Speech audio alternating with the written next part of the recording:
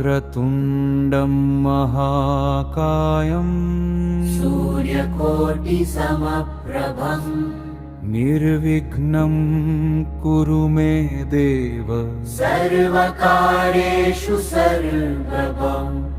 वक्रतुण्डं महाकायं सूर्यकोटिसमप्रभं निर्विघ्नं कुरु मे देव सर्वकार्येषु सर्वदा। श्रीगणेशं शरणं व्रजामि सिद्धिविनायकं भजामि मूषकवाहनं देवमाद्यं मङ्गलमूर्तिं नमामि नित्यं। श्रीगणेशं शरणं व्रजामि सिद्धिविनायकं भजामि मूषकवाहनं देवमाद्यं मङ्गलमूर्तिं नमामि नित्यं।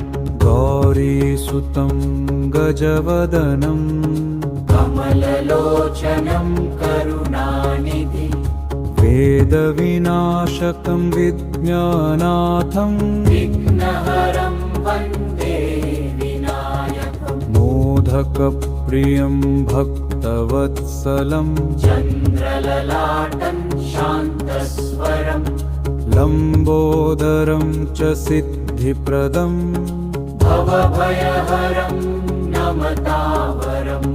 गणनाथं जगदाधारं ज्ञानप्रकाशं पार्थिवेशं भक्तजनार्तिनिवारकं नित्यं स्मरामि गणाधिपम्। गणेशाय नमो नित्यं मङ्गलाय नमो नमः। भक्तानामभयप्रद मोक्षदाय नमो नमः। गणेशाय नमो नित्यं मङ्गलाय नमो नमः। भक्तानामभयप्रद मोक्षदाय नमो नमः।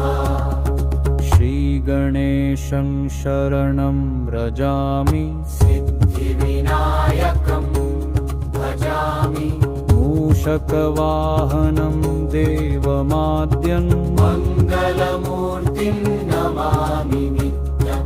श्रीगणेशं शरणं व्रजामि सिद्धिविनायकं भजामि मूषकवाहनं देवमाद्यं मङ्गलमूर्तिं नमामि नित्यम्।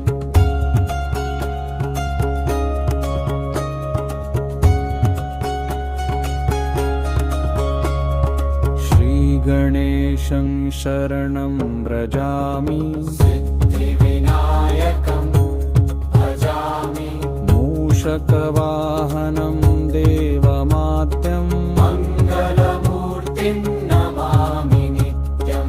श्रीगणेशं शरणं व्रजामि सिद्धिविनायकं भजामि मूषकवाहनं देवमाद्यं मङ्गलमूर्तिं नमामि नित्यं।